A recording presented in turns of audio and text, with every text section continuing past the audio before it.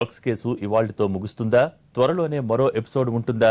SIT నోటీసులు జారీ చేసిన వారంతా ఎంక్వైరీకి హాజరు కాగా నటుడు నందూదే ఆఖరి పేరు. దీంతో రెండో విడత నోటీసుల పర్వం ఉంటుందా లేదా ఇంతటితో ముగుస్తుందా అన్నది ఆసక్తిగా మారింది.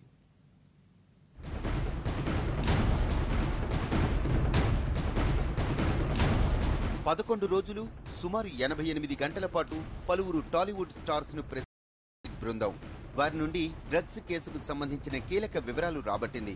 తమ దగ్గర ఉన్న సమాచారాన్ని క్రాస్ చెక్ చేసుకుంది.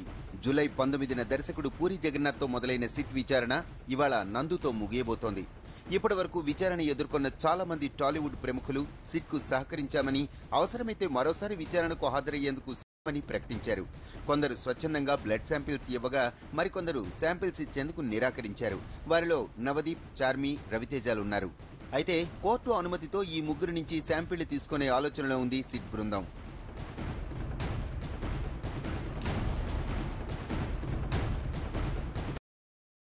అటు డ్రగ్స్ విచారణలో కెల్విన్, జీశాన్లు, తనీష్ పేరు వెల్లడించడంతో పాటు వారి కాల్ డేటాలో కూడా తనీష్ తో మాట్లాడినట్టు గుర్తించింది సిట్. దాంతో వారిద్దరితో ఉన్న పరిచయాలపై విచారణలో ఆరా తీశారు సిట్ అధికారులు. అలాగే తరుణ్, నవదీపులతో ఉన్న పరిచయాలపైన ప్రశ్నలు అడిగారు.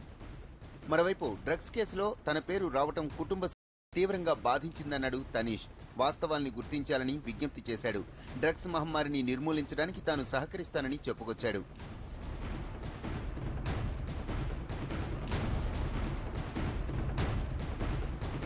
ఇవాళ నటుడు నందు సిట్ ముందు హాజరు కావడంతో విచారణ ముగుస్తుంది. అయితే రెండో దశ నోటీసుల పర్వం ఉంటుందా?